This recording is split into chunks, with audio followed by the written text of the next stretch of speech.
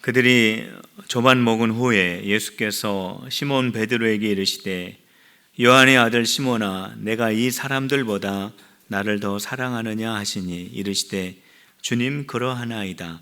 내가 주님을 사랑하는 줄 주님께서 아시나이다. 이르시되 내 어린 양을 먹이라 하시고 또 두 번째 이르시되 요한의 아들 시몬아 내가 나를 사랑하느냐 하시니 이르되 주님 그러하나이다. 내가 주님을 사랑하는 줄 주님께서 아시나이다.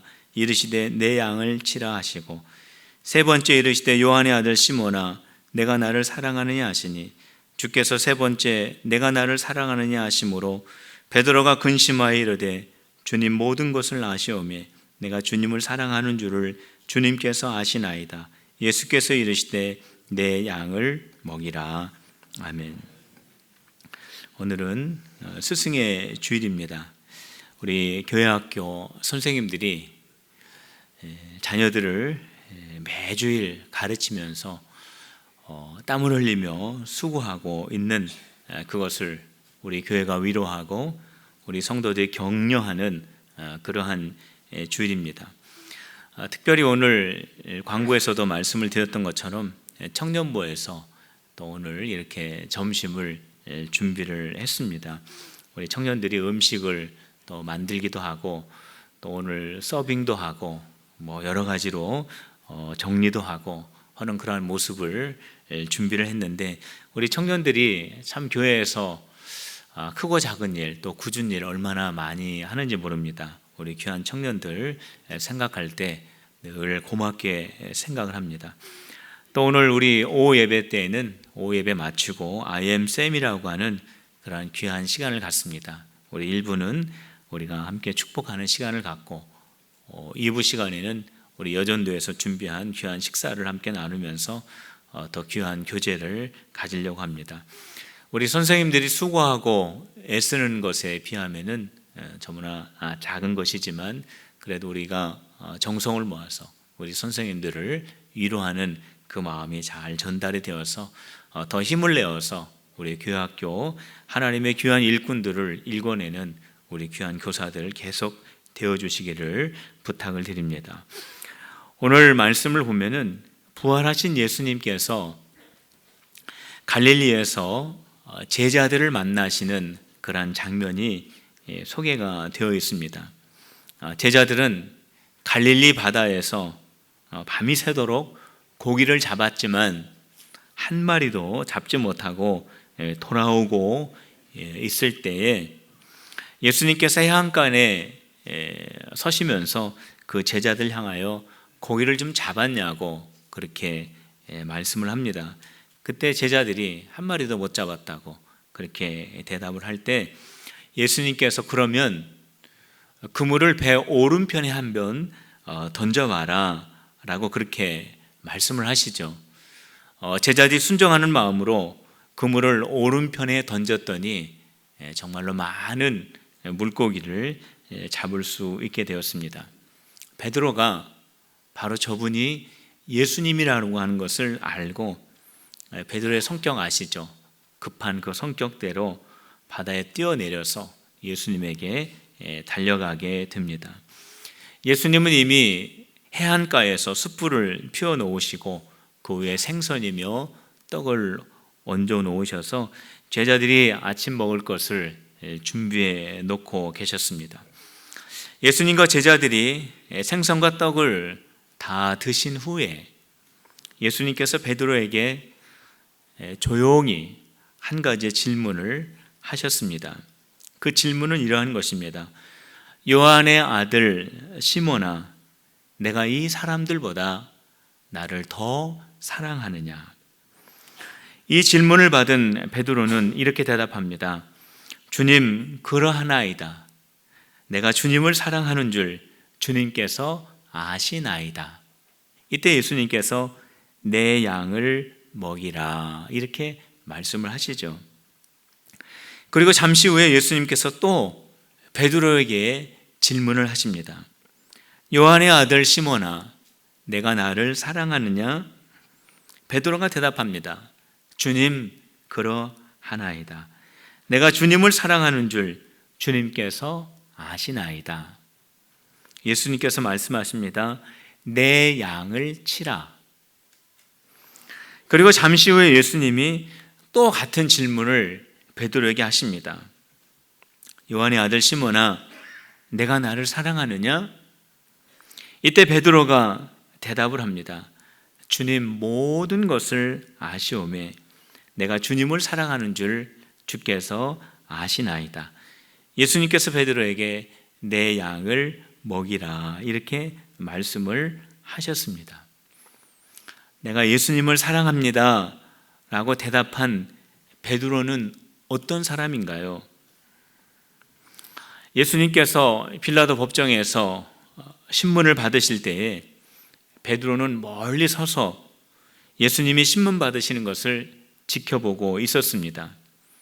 그때 여종 하나가 베드로에게 와서 너도 예수와 함께 있었던 사람이지 라고 그렇게 말을 붙였습니다.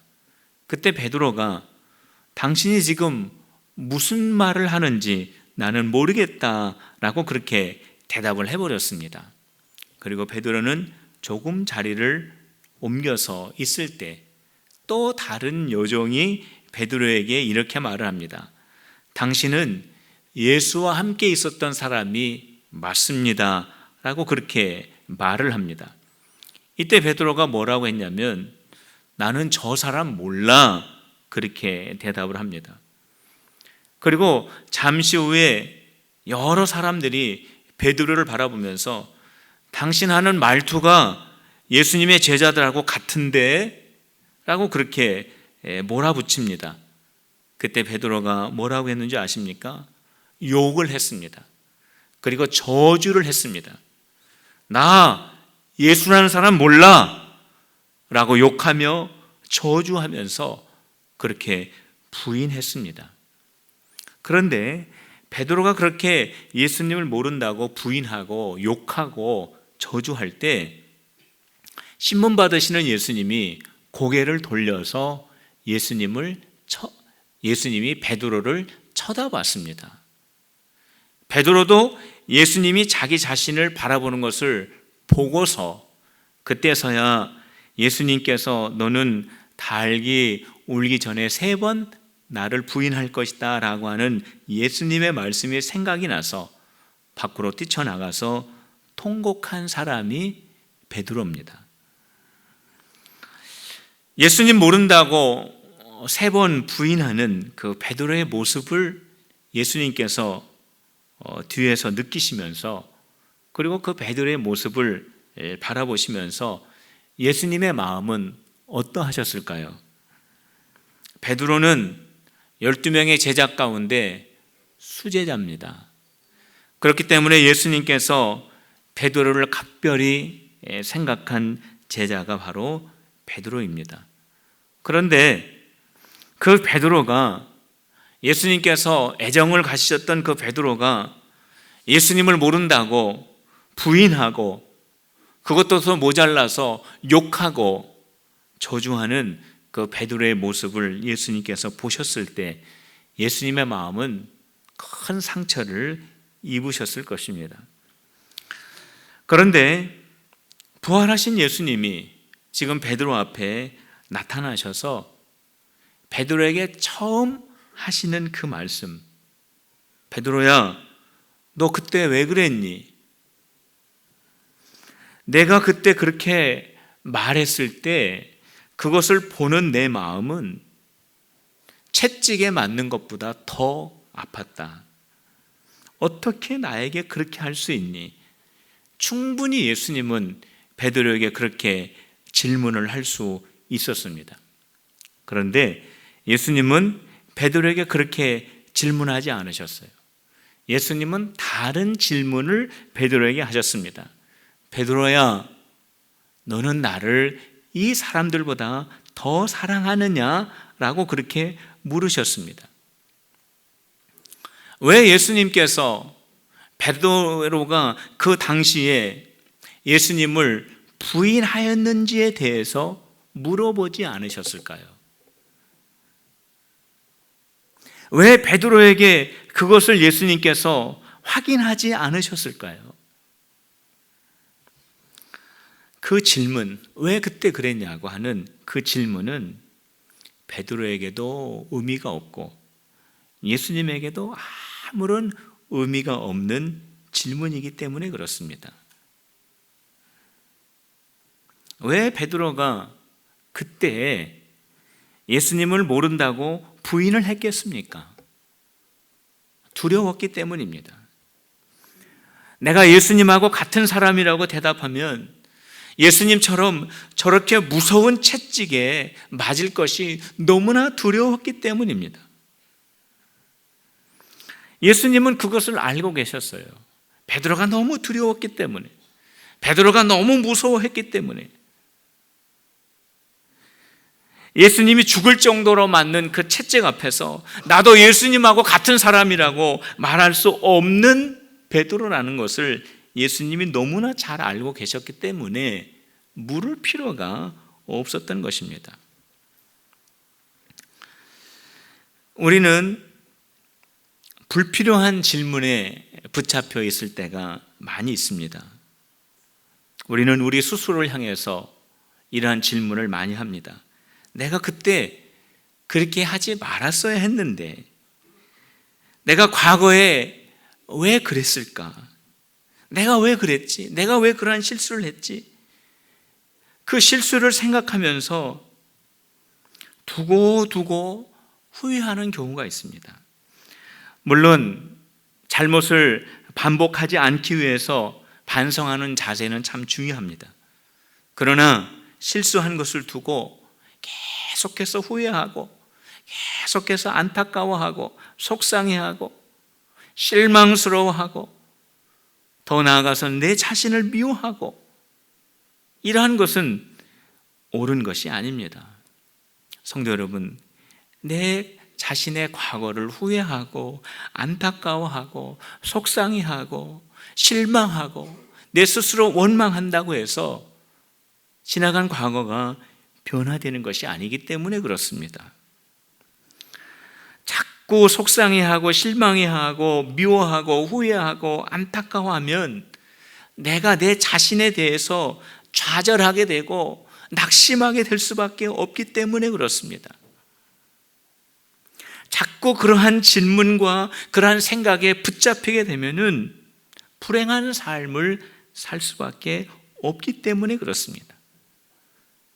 내 자신의 과거와 지금 내 모습을 비교해 보면은 내 모습은 얼마나 더 성숙하고 아름답게 변화된 부분들이 얼마나 많이 있는지 모릅니다. 그리고 과거와 지금을 비교해 보면 내 주변에는 하나님께서 나에게 허락하여 주신 은혜와 새로운 기회들이 얼마나 많이 있는지 모릅니다. 그런데 이 과거에 대한 이 질문에 사로잡혀서 하나님께서 나에게 주신 그 은혜, 새로운 기회 이런 것들을 붙잡지 못하고 속상해하면서 불행한 생활을 하는 것은 얼마나 지혜롭지 못한 것입니까? 2005년도 기사에 보면은요, 어떠한 그 일간지에 이러한 기사가 실린 적이 있습니다. 2차 세계대전 때의 일본군, 그 일본군이 필리핀 남부에 있는 만다나오 섬에서 그 일본군 2명이 발견이 됐습니다. 근데 그 사람들은요, 나이가 80대에 이르는 그런 노인들이었어요. 그런데 그들이 군인이었습니다. 일본 군인이었습니다.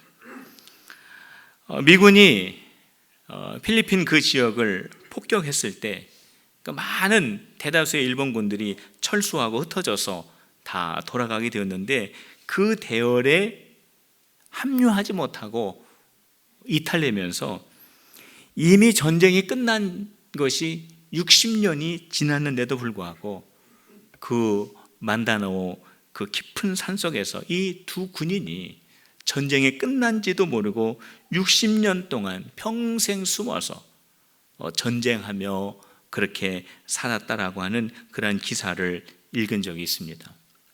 이미 전쟁은 다 끝났어요. 이미 세상은 완전히 다 바뀌어졌습니다. 그런데 그것을 잘못 알지 못하고 그것을 잘 이해하지 못하고 그 속에서 평생 살아간 그 두 사람의 일본 군인에 대한 기사를 보게 되었습니다. 우리 예수님은요, 의미 없는 질문을 하지 않으셨습니다.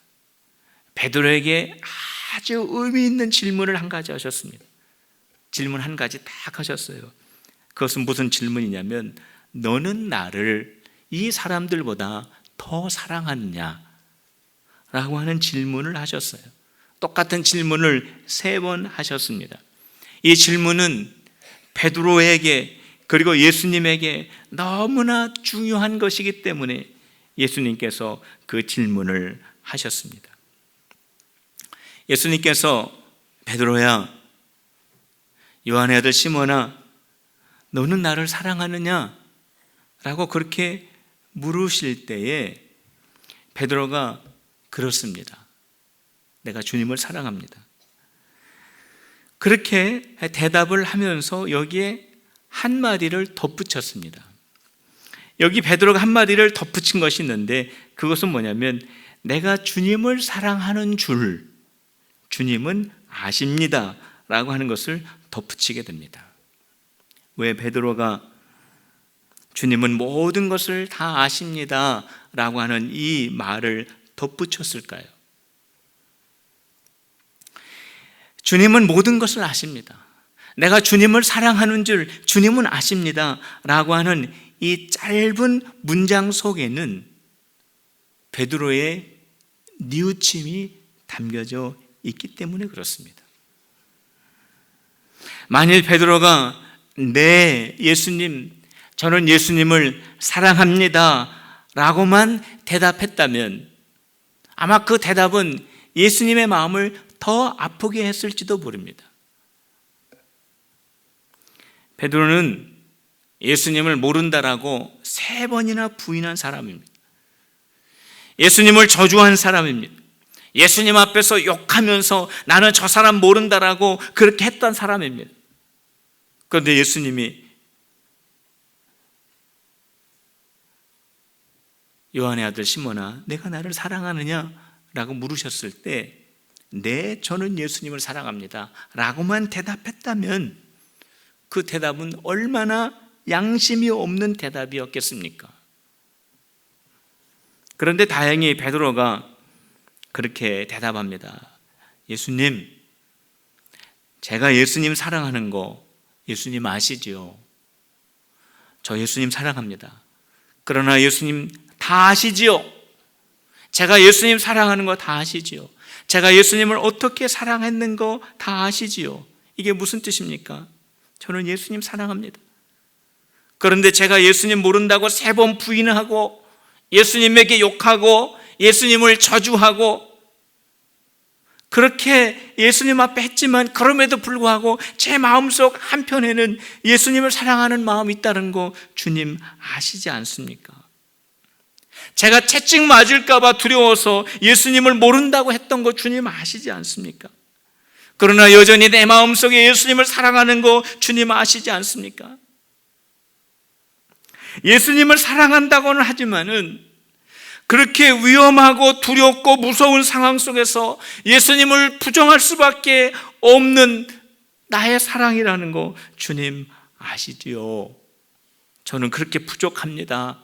저는 그렇게 연약합니다. 그러나 주님 사랑합니다. 지금도 주님을 사랑합니다. 제가 예수님을 그렇게밖에 사랑할 수 없는 저라는 거 예수님 아시지요? 라고 하는 것이 그 짧은 덧붙인 문장 속에 포함이 되어 있는 겁니다.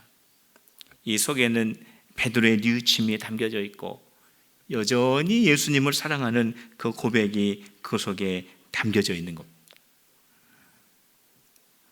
너 왜 그때 그랬냐? 라고 우리 예수님께서 질문을 하지 않으셨지만은 베드로는 예수님의 그 사랑스러운 질문, 너는 나를 사랑하지? 라고 하는 그 질문을 통해서 베드로는 예수님을 사랑한다고 하는 그 고백을 부족하나마 드릴 수 있었던 것입니다. 만일 예수님께서 베드로의 잘못을 지적하였다면 베드로는 아마 예수님 앞에 그 죄책감과 미안함과 두려움 때문에 예수님 앞에서 더 고통스러워했을 겁니다.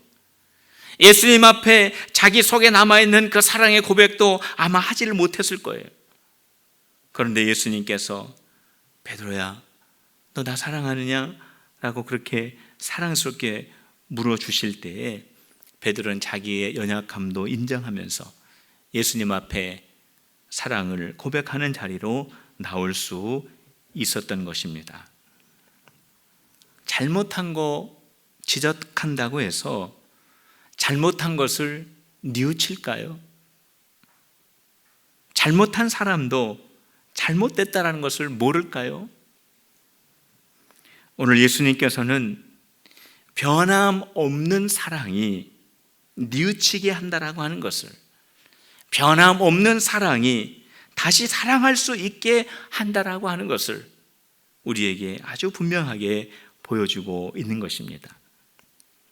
아프리카 정글의 한 부족에 아주 특별한 그러한 전통이 있었다고 합니다.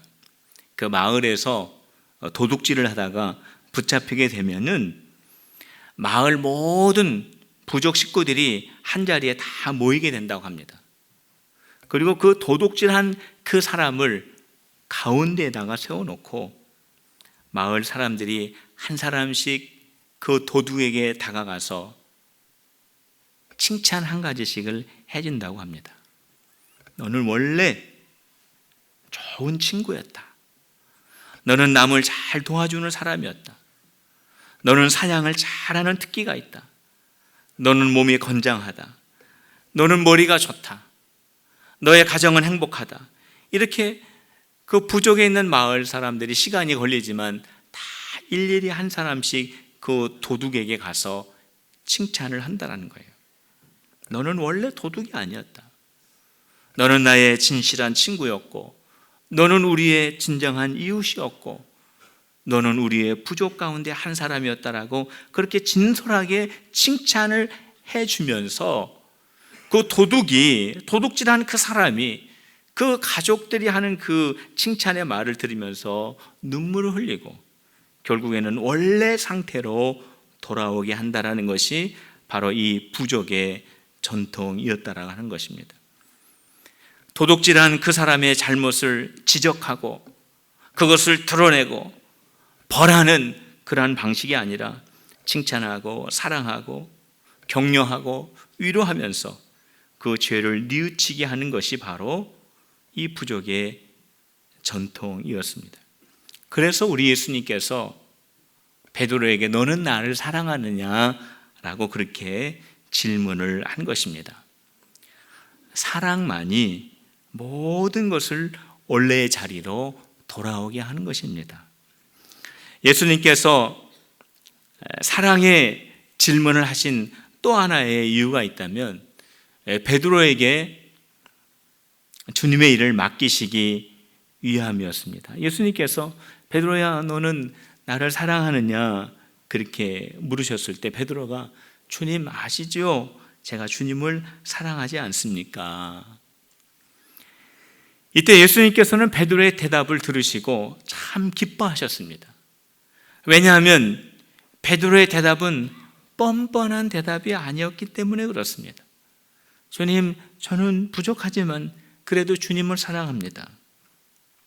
이 겸손한 대답을 들으신 예수님께서 베드로에게 주님의 일을 맡겨주셨어요. 주님의 일이라고 하는 것은 어린 양을 먹이고 돌보는 일입니다. 베드로는 예수님을 모른다고 부인하고 저주하고 그랬던 사람입니다. 그럼에도 불구하고 예수님께서는 베드로에게 주님의 일을 맡겨주셨어요. 왜 맡겨주셨느냐? 그 이유는 딱 한 가지. 베드로가 예수님을 사랑하고 있기 때문에 그렇습니다. 예수님께서는 베드로가 사랑하고 있는 것을 보시고 예수님은 베드로에게 주님의 일을 맡겨주신 것입니다. 성도 여러분, 누가 주님의 일을 할 수 있을까요? 과거에 실수가 없는 사람? 능력이 준비되어 있는 사람? 약점이 없는 사람? 아닙니다. 예수님을 사랑하는 사람, 그 마음에 예수님을 변함없이 사랑하는 그 사람이 주님의 일을 할 수가 있습니다.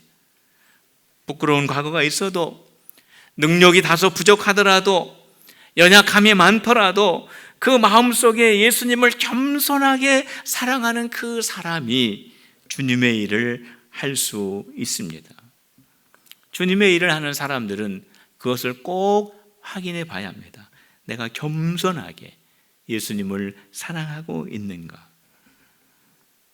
우리 필그림 교회가 정말로 이 마지막 시대에 쓰임받는 교회가 되기 위한 딱 한 가지 방법이 있다면, 우리 교회가 주님을 뜨겁게 사랑하는 교회가 되어야 하는 것입니다. 우리 교회에 주님을 위해서 일하는 모든 일꾼들의 마음속에는 예수님을 뜨겁게 사랑하는 그 사랑이 차고 넘쳐야 하는 것입니다. 실력이 있고 능력이 있고 완벽하고 그러한 사람들이 우리 교회 안에서 주님의 일을 하는 것이 아니라 예수님을 뜨겁게 사랑하는 그 사랑으로 충만한 사람들이 주의 일을 맡아 해야 하는 것입니다. 주님의 일은 무엇일까요? 우리 예수님께서는 어린 양을 먹이고 돌보는 일이다, 그렇게 말씀하셨습니다. 실제로 주님의 백성들에게 음식을 먹이는 일입니다. 우리 예수님께서도 제자들에게 숯불을 피워놓고 생선과 떡을 준비해 놓지 않으셨습니까? 또 그것을 먹이지 않으셨습니까? 내가 맡고 있는 그러한 귀한 성도들 잘 먹이는 겁니다. 내가 맡고 있는 구역들 내가 잘 먹이는 겁니다. 내가 맡고 있는 그 나의 작은 그 반의 어린아이들, 자녀들 내가 잘 먹이는 겁니다. 음식도 먹이고 또 하나님의 말씀도 먹이고, 그리고 그들을 잘 돌봐주고 챙겨주고, 우리 교회에 있는 그런 소그룹 속에서 함께 먹고 함께 격려하고 함께 돌아보고 함께 기도하고 함께 말씀을 나누는 그런 모임, 이 모임을 통해서 정말로 예수님께서 우리에게 맡겨주신 귀한 양들을 먹일 수 있고 돌볼 수 있는 주님의 일을 할 수 있는 것입니다. 오직 주님을 사랑하는 그 마음으로 우리가 이 일들을 할 수 있습니다. 성도 여러분, 내 자신을 불행하게 하는 무의미한 질문에 붙잡히지 말고 딱 한 가지 질문, 내가 예수님을 사랑하는가? 라고 하는 그 질문에 겸손하게 대답할 수 있는 저와 여러분들이 되어야 합니다. 주님, 제가 주님 사랑합니다. 제가 주님을 사랑하지만 부족한 거 아시죠? 그럼에도 불구하고 제가 주님을 사랑합니다. 제가 주님을 더 뜨겁게 사랑하기를 원합니다. 제가 더 주님을 의지하기를 원합니다. 저는 부족합니다. 연약합니다. 그렇지만 주님을 변함없이 사랑합니다. 라고 하는 겸손한 사랑의 고백이 저와 여러분들에게 있으시고, 그로 말미암아 주님의 일을 잘 감당하는 우리 모든 성도들이 다 되시기를 주님의 이름으로 축원합니다. 우리 이 시간에 우리 하나님 앞에 기도합시다. 주님, 제가 주님을 사랑합니다. 주님, 저의 모든 형편과 처지를 다 아시죠. 그럼에도 불구하고 주님을 사랑합니다. 오늘 이 시간 우리의 사랑의 고백을 담아서 우리 주님 앞에 함께 한 음성으로 기도하시겠습니다. 할렐루야. 하나님 아버지 감사합니다. 오늘